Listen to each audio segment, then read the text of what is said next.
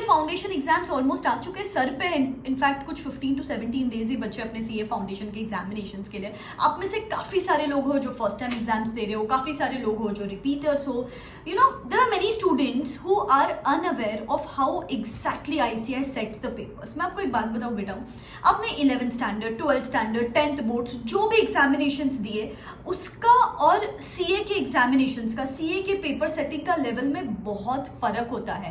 And what exactly goes behind setting ICAI papers, what are you expected to write in the ICAI papers. आपको इस बार जब अभी नया course है, किस टाइप का पेपर एक्सपेक्टेड है? पेपर डिफिकल्ट होगा या ईजी होगा, या फिर which are the important things you have to take a note of so that you know you don't mess up the entire examinations. बहुत सारे स्टूडेंट्स हैं वो अभी तक बहुत पढ़ाई करते हैं लेकिन एग्जाम्स में जाके टाइटर फिश हो जाती है, बैंड बज जाती है, because many students require one attempt to understand the entire ball game of how ICAI sets the papers and how ICAI what exactly goes behind setting ICAI papers. लेकिन मैं आपको ये बिफोर हैंड बता रही हूँ सो दैट आपका mind prepared रहे कि मुझे पेपर्स को किस तरीके से अप्रोच करना चाहिए और आपको पता रहे कि अपकमिंग एग्जाम से आपको क्या एक्सपेक्ट करना है। बहुत ही इंपॉर्टेंट वीडियो रहेगा, ध्यान से देखना, एंड तक देखना। एंड ऐसे ही बहुत सारे वीडियोस जैसे कि आईसीआई वेबिनार समरीज मैंने 2 सब्जेक्ट्स की डाली है जिससे आपको समझता है कि आपको कौन सी छोटी छोटी मिस्टेक्स अवॉइड करनी चाहिए और आपके हर सब्जेक्ट में एक 10-15 मार्क्स बढ़ सकते हैं।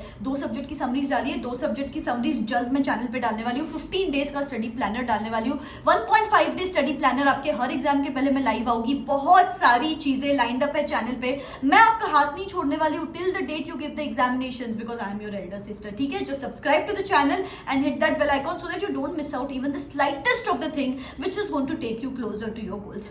अभी ठीक है, मुद्दे की बात करते हैं कि मैम आईसीआई के पेपर्स किस तरीके से सेट होते हैं या फिर what should you expect in the upcoming examination. See बेटा, जब भी सीए का पेपर होता है आईसीआई सिर्फ आपका आईक्यू लेवल चेक नहीं करता है। अभी अपना आईक्यू लेवल तो हाई है, इसीलिए तो आपने सीए का एग्जामिनेशन चूज किया, सीए का कोर्स चूज किया है। इसीलिए आईसीआई क्या करता है, आपका ईक्यू लेवल भी चेक करता है। ईक्यू लेवल मतलब क्या, इमोशनल क्वोशंट। और इसको अटैक करने के लिए, आपके ईक्यू लेवल को अटैक करने के लिए इंस्टीट्यूट पहले 2 क्वेश्चंस जो डिस्क्रिप्टिव पेपर है ना, अपने पहले दोनों पेपर्स, उसमें पहले 2 क्वेश्चंस वो डिफिकल्ट डालता है। अब इससे क्या होता है मैं आपको बताती हूँ। पहला क्वेश्चन डिफिकल्ट आ गया, आपकी बैंड बज गई। दूसरा क्वेश्चन डिफिकल्ट देख लिया, फिर वहीं पे पसीने छूटने लग गए एंड इस वजह से अपने आगे का पेपर पढ़ा ही नहीं। Institute plays with your mind कि बच्चा अगर पहले 2 क्वेश्चंस देखेगा, उसको डिफिकल्ट लगे तो आगे का पेपर पढ़ेगा ही नहीं। जबकि द रियलिटी इज कि पहले दोनों क्वेश्चन डिफिकल्ट आते हैं। Even I agree, maximum times पहले दोनों क्वेश्चंस डिफिकल्ट आते हैं, लेकिन जो बचे हुए क्वेश्चंस रहते हैं वो भी मैक्सिमम टाइम्स इजी होते हैं। लेकिन just because we stress out and panic in the examinations, अपन वो बचे हुए क्वेश्चंस पढ़ते ही नहीं है। आप में से काफी सारे स्टूडेंट्स ने पास्ट में एक्सपीरियंस किया होगा कि यार मैम आगे का पेपर पढ़ा ही नहीं, इतनी बैंड बज गई एंड बाद में समझो यार बचा हुआ पेपर तो इजी था। इसीलिए आपको ये गलती तो बिल्कुल ही नहीं करनी है। सी गाइस, मैं आपको इतना एक चीज बेसिक बोलती हूँ, सीए का पेपर है, डिफिकल्ट रहेगा ही रहेगा।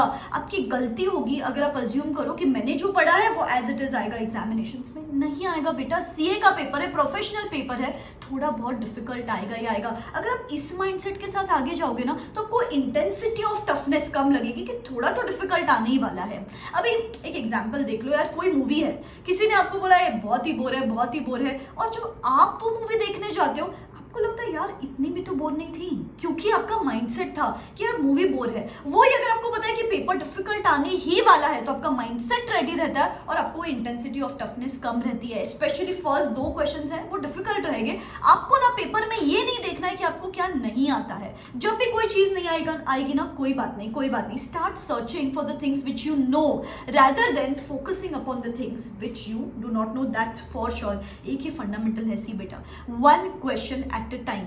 जो नहीं आता उसको छोड़ दो, जो आता है उसको बस एक चीज टारगेट करनी है, 1 क्वेश्चन एट अ टाइम। अभी इसका अगला स्टेप है कि जो 15 मिनट्स ऑफ रीडिंग टाइम होता है ना, उसमें बस आपको 2 से 3 क्वेश्चंस फिल्टर करने हैं। सिर्फ 2 से 3 क्वेश्चंस ऐसे फिल्टर करने हैं जो आपको बहुत अच्छे से आते हैं, और फर्स्ट 1.5 आवर में बस वो 2 से 3 क्वेश्चंस करने हैं। सॉर्टेड, आपका 55 मार्क्स फर्स्ट 1.5 आवर में सॉर्टेड होना चाहिए। और बचे हुए 2-3 क्वेश्चंस जो आपको नहीं आते उस पर माथा लगाओ 3:30 के बाद। 3:30 के बाद उस पर सोचो, जो करना है करो। You know the good thing with CA examinations is at least for the first 2 papers आपको स्टेप मार्किंग मिलती है बेटा।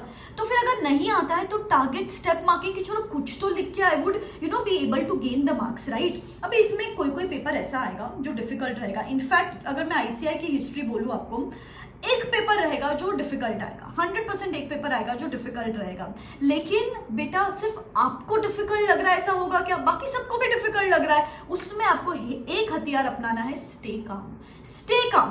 नहीं लग रहा है ना, मुझे नहीं आएगा ना paper, target quality over quantity in such cases. नहीं सॉल्व कर पा रही हूँ मैं 100 मार्क का पेपर, अपने को चाहिए भी नहीं बेटा 100 मार्क्स। मैं अगर 70 मार्क्स का भी पेपर लिख के आती हूँ, उसमें से मुझे 50 मार्क मिल सकते हैं, राइट। और 70 मार्क का ही पेपर लिखना है तो आप आराम से हर स्टेप, वर्किंग नोट, सब कुछ लिखने की कोशिश करो। आप में से कितने सारे लोग हो जो रिलेट करोगे कि मैम मैंने लास्ट टाइम सिर्फ 70 मार्क्स का पेपर लिखा था, उसमें से भी मुझे 50 मार्क मिल गए। होता है कि नहीं? और काफी बार अपन सिर्फ वो 100 मार्क्स के चक्कर में सब कुछ थोड़ा स्क्रिबल करके आते हैं, फिर कुछ मार्क्स नहीं मिलते। Target quality over quantity in such papers जो डिफिकल्ट लग रहा है आपको। एंड एक और चीज, जो पेपर डिफिकल्ट सेट होता है ना, उसकी चेकिंग जनरली ईजी होती है। ऐसे पेपर्स होते हैं जो आपको आपकी नानी याद दिला देते हैं एग्जामिनेशन में, बट माइंड यू ऐसे ही पेपर्स में अपने को ज्यादा मार्क्स मिलते हैं। कितने सारे स्टूडेंट्स हैं जो मुझे बोलते हैं कि मैम अकाउंट्स का पेपर बहुत डिफिकल्ट लगा था, एंड देन बाद में देखे तो अकाउंट्स में ही सबसे ज्यादा मार्क्स मिले। तो कभी भी एक पेपर का बैगेज दूसरे पेपर्स पे कभी भी कैरी फॉरवर्ड नहीं करना है। नहीं आ रहा है स्टेप मार्किंग टारगेट करो, नहीं आ रहा है क्वालिटी टारगेट करो कि बस 70 मार्क्स का पेपर लिखा है। नेक्स्टली, आजकल इंस्टीट्यूट बहुत ही conceptual and lengthy paper set कर रहा है, and this time also you expect the same, conceptual and lengthy papers. तो अगर आपकी कॉन्सेप्ट क्लैरिटी नहीं है तो this is the time, gear up, brush up your concept, because it is not going to be that easy. तो conceptual papers आएंगे, this is something you can expect. And secondly, you have to be prepared कि paper लेंदी आता है। CA foundation जैसा paper भी लोग खत्म नहीं कर पाते because they are not aware of the fact कि यार इतना लेंदी पेपर आता है क्या। और इसके लिए एक ही सोल्यूशन है आपके पास बेटा, अभी से पेपर सॉल्विंग शुरू करो। 100% पेपर सॉल्विंग शुरू करो। एटलीस्ट फर्स्ट 2 जो डिस्क्रिप्टिव पेपर्स है उनके 2 पेपर सॉल्व करो। और एमसीक्यूज के पेपर्स अगर अभी आपके पास टाइम नहीं है तो एमसीक्यूज टाइमर लगा के सॉल्व करो कि एक एमसीक्यू मेरा इतने ही टाइम में होना चाहिए।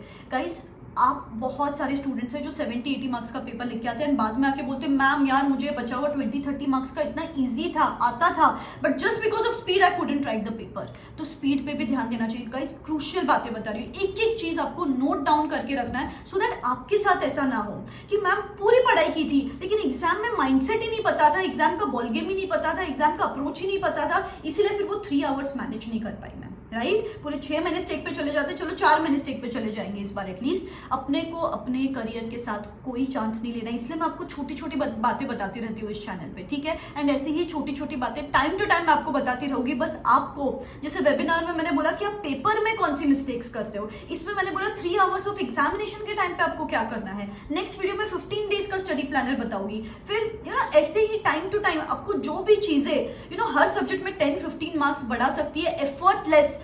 काफी बार बच्चों को एक अटेम्प्ट लग जाता है, 2 अटेम्प्ट लग जाता है समझने में। मैं आपको पहले ही ये सब चीजें बता रही हूँ, ठीक है। So take a note of it, make sure that you don't repeat the same mistakes in the examination. I know छोटी छोटी बातें बताती हूँ, but I am your elder sister यार, मैं आदत से मजबूर हूँ। I know you want you should know everything so that you don't commit the same mistakes in the examination as your friends, colleagues or seniors did. आपके साथ ऐसा नहीं होना चाहिए। So that's my entire effort, ठीक है।